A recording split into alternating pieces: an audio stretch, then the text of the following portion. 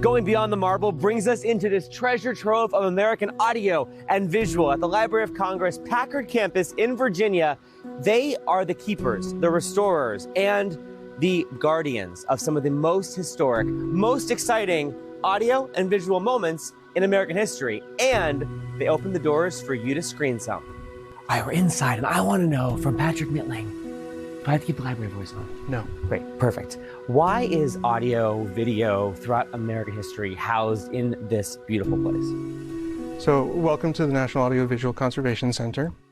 We're home to the recorded sound section and the moving image section.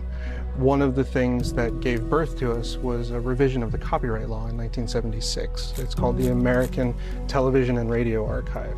So we house every bit of recorded sound, and radio is a huge part of that, including the NBC collection.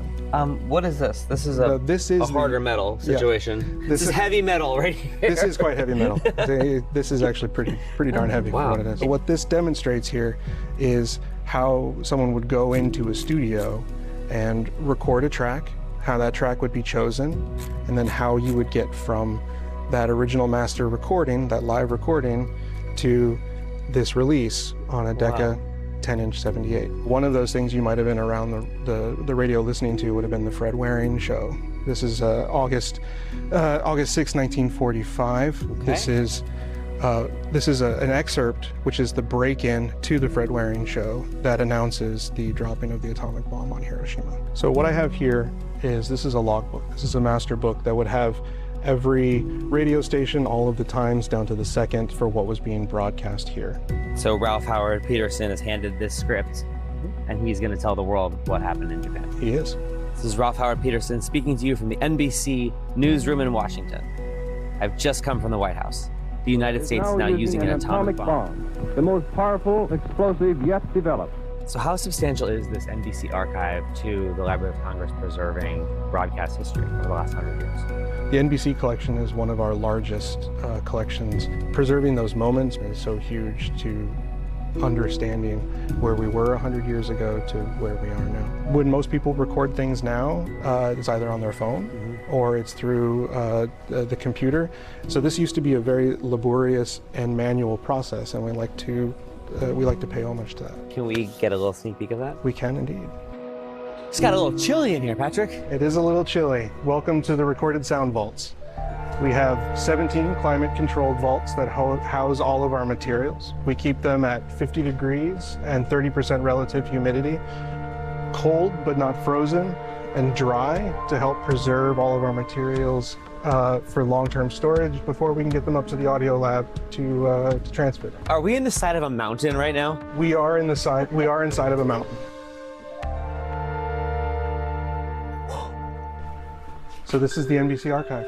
Rows and rows, stacks and stacks. Are these all records? These are the discs that you saw out there on the table.